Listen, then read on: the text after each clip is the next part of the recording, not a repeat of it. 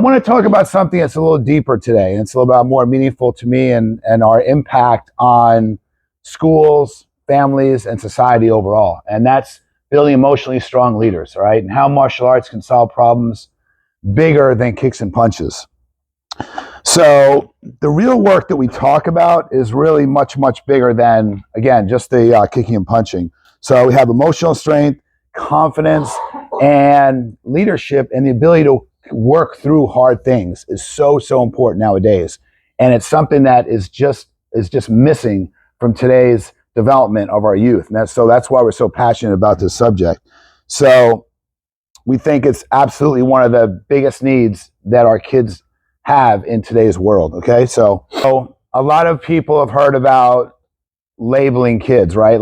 And sometimes we've all been guilty of this when our kids do things that we're not really happy with, and we see different, youth doing things that we don't agree with. That's he's bad, or that's a good kid, that's a bad kid, which I personally hate because we're basically taking the behavior and attaching it to the identity. It's so important. But anyway, that's another subject. But it's not that we don't think that the kids are bad, right?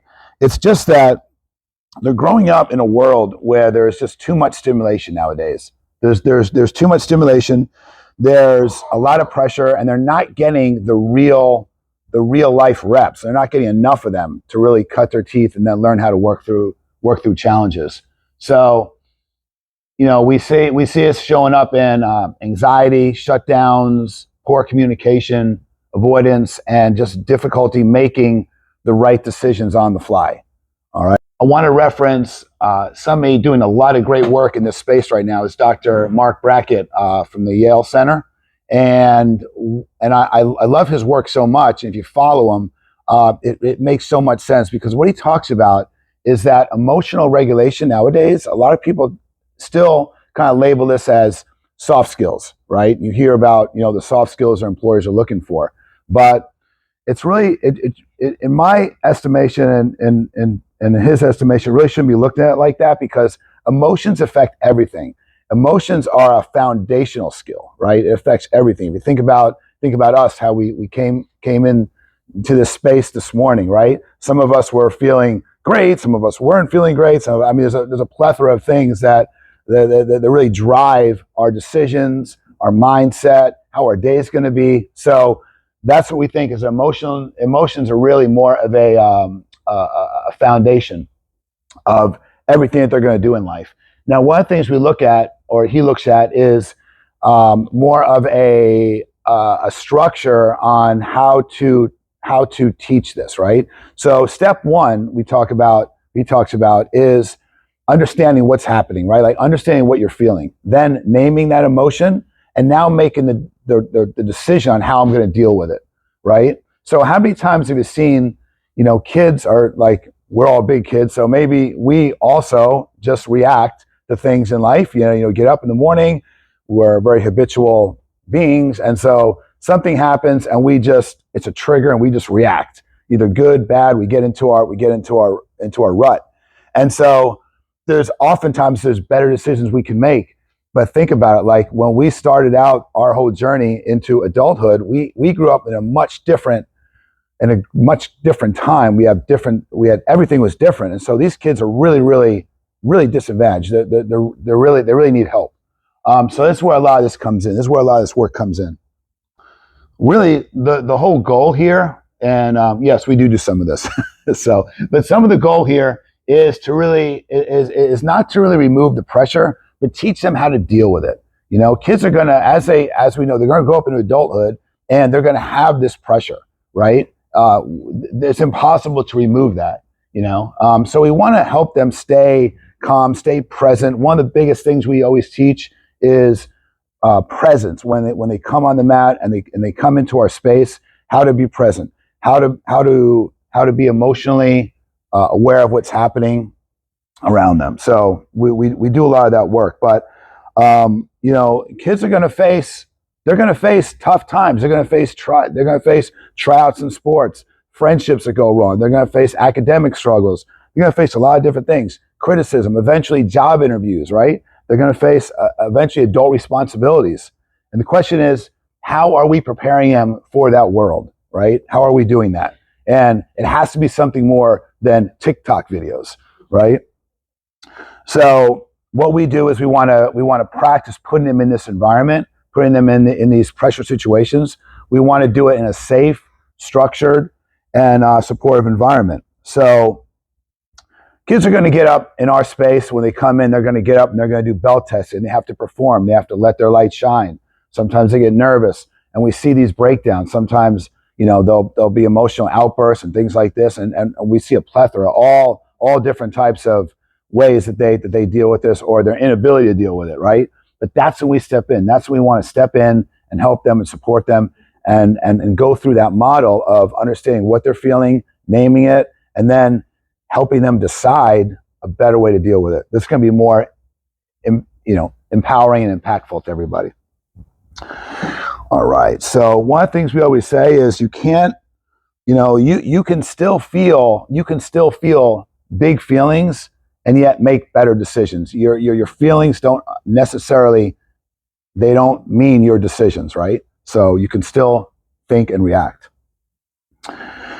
And one of the things we talk about, and we do a lot of this, is really what we're known for, other than the obvious. But when we talk about leadership, we talk about the basis of leadership is confident communication, right? Think about it. How can you lead, inspire? How can you motivate anybody if you're not a confident communicator? Then we break it down further, and we say there's 3 parts of confident communication. The first part is eye contact. So you got to have great eye contact, right? The second part is erect carriage, or back up straight, shoulders up straight. Okay.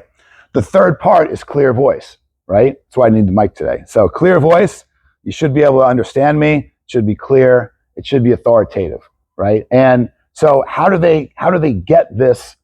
How do they get the reps? Well, we have a special way that I won't go into it now, but we have an actual exercise that we do. We have them come up and they rep out. And in the beginning, they're not really great at it, like anybody else, but at the end, after about 6 months of doing this or so, you can see the difference. You can see the presence, you can see the confidence, and it's so awesome.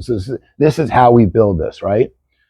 So we talk about identity, and a lot of kids, and even growing up into adulthood, a lot of adults, like the number one fear of adults is it's public speaking, right? And so what we want to do is desensitize kids to public speaking. That is our ultimate aim, okay? So just have a few minutes left. This is the second part of what we do. So the first part is confident communication. Step 2 is teaching them then how to bring that into a social context, right? So the second step is awareness, right? You have to be aware, right? And then you make decisions in real time. They're going to be empowering to you and impactful, okay? Here's a quick story I'll share real quick. And this resonates with a lot of people. So everybody knows, once our kids turn about 15, 16 years old, we know what happened. Big life milestone, right? They're going to be driving, and when they're 15, maybe they don't have their license yet, but they have some kids that are 16 and they're getting in the car, right? And then we know what happens, they go to different homes, and there's parties, and there's things at the parties that maybe we don't always agree with, and they're doing things at the parties that we don't agree with, right? And so they're having some White Claws or some different alcoholic beverages, adult beverages, right? And they're doing this, right?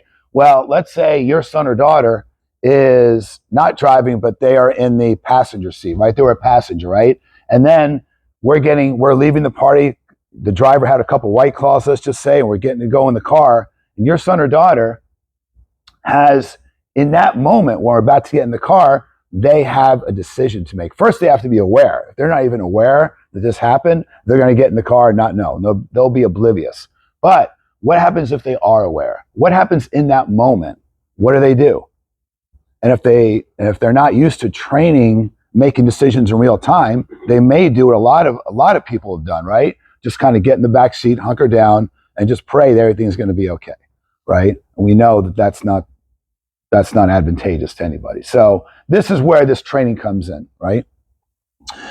All right. So we want to talk about, really, this is where we talk about before and after. So before, when kids come in, they're avoiding pressure. Then after that, they feel it and they can still stay connected. And so these are some of the before and afters you can see here. But kids will come in, and when they first start the training with us, their shoulders are down, they're kind of mumbling a little bit. Then their shoulders are back, they're expressing themselves better. Really, this is what it's all about. We're just creating.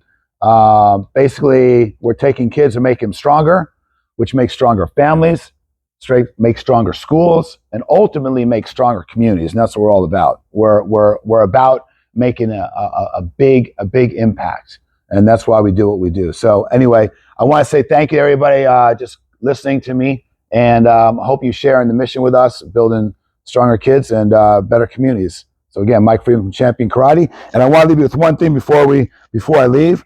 Is again, we're just not teaching really kids how to defend themselves, but how to lead emotionally with intention. So thank you, everybody. Okay.